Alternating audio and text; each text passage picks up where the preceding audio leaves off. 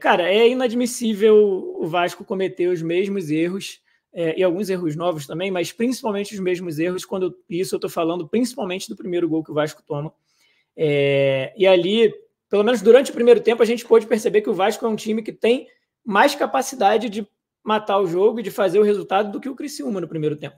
O Vasco, mesmo tomando o gol no início, se portou bem, se recuperou, conseguiu virar o jogo, mas quando você já tem que começar o jogo correndo atrás do resultado, você torna a sua vitória mais difícil. Isso é simples.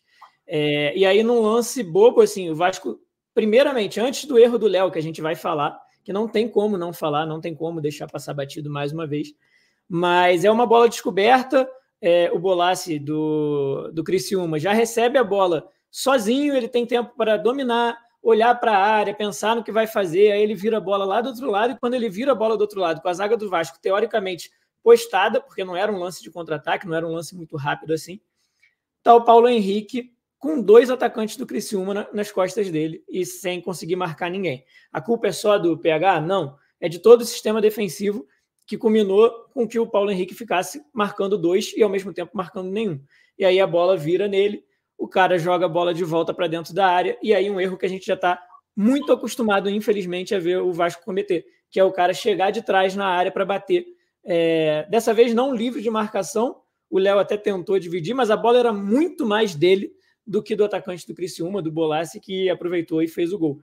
Então, assim, é inadmissível essa postura de marcação na hora que o cara recebe uma bola na sua intermediária e tem o tempo que ele quer para fazer o que ele quiser, assim como é inadmissível o PH marcar 2 dentro da área nas costas dele, e mais inadmissível ainda é o Léo, que é um zagueiro, a posição dele é zagueiro, dormir no ponto mais uma vez e dar a bola quase que inteiramente para o atacante chegar fazendo o gol. Então, assim, aquela bola ali, que já era mais dele, se não fosse mais dele do que do atacante, ele já tinha que chegar para dividir e para ganhar. Quando ele está ainda na frente do atacante e a bola é mais dele ainda, ele tem que chegar esbaforido para tirar aquela bola dali. E assim, não foi o que ele fez mais uma vez. O Vasco tomou um gol bobo mais uma vez e aí teve que correr atrás do resultado. E aí, durante o jogo, foi isso que eu falei, no primeiro tempo o Vasco se comportou até bem depois do gol, virou o jogo, teve chance até para fazer mais, mas ficou no 2-1 no primeiro tempo. No início do segundo tempo, o Vasco demonstrou que ia continuar controlando o jogo, criou oportunidades para fazer o terceiro, principalmente no chute cruzado que o Léo saiu sem goleiro para marcar. E o gol que tem gente que fala, até minha avó faria, né? É um gol simples, teoricamente. Ele chega ali, talvez já com o psicológico abalado do erro que ele teve no primeiro, sem cacoete de atacante, mas para mim isso não é desculpa, porque é um lance simples. Tem toda a questão da fase, quando a fase não é boa, a bola quica e sobe, enfim. Acontece, mas infelizmente é mais uma falha que a gente não pode deixar passar. Ali, provavelmente, o jogo estaria muito mais sob o controle do Vasco, não esteve, e o Vasco foi começando a perder força física, perder presença no ataque, né? Apesar até de uma, na minha opinião, boa atuação do David desde o primeiro e também no segundo tempo, tentando ali até onde a perna deu, e o Vasco foi cedendo o campo para o Criciúma e chamando o Criciúma para atacar o Vasco.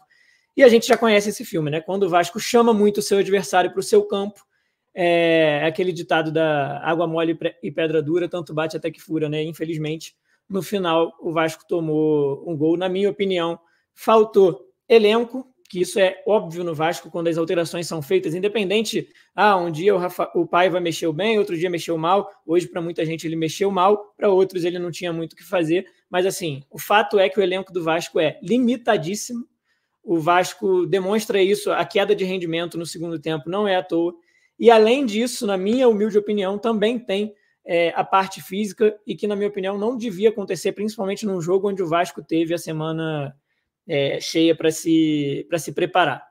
E aí, isso, na minha opinião, é muito preocupante. A gente tem substituições. Assim, o Payet já é esperado que ele saia no segundo tempo, porque ele está se recondicionando, voltando da lesão. Agora, o Hugo Moura sai cansado, não é culpa do Hugo Moura, tá, gente? O Hugo Moura sai cansado, o Adson cansou também. O Vasco teve que fazer substituições por conta de cansaço. O Lucas Piton saiu também por cansaço e o nível vai caindo. O ritmo de alguns dentro do campo vai caindo também e assim o Vasco vai chamando o adversário para fazer o gol de empate. Foi assim hoje, foi assim contra o Red Bull Bragantino. o Vasco perde 4 pontos que estavam na mão do Vasco e que deixariam o Vasco numa briga real pelo G6 do Campeonato Brasileiro. É de se lamentar muito. Era o momento do Vasco definir a sua briga no campeonato, que é na parte de cima, que tem que ser na parte de cima, e o Vasco desperdiça essa oportunidade. Esse é o meu resumo, assim, acho que a gente vai falar um pouco mais quando for destrinchar os jogadores no geral, e peço aí para a galera também deixar a opinião de cada um de vocês aí no chat.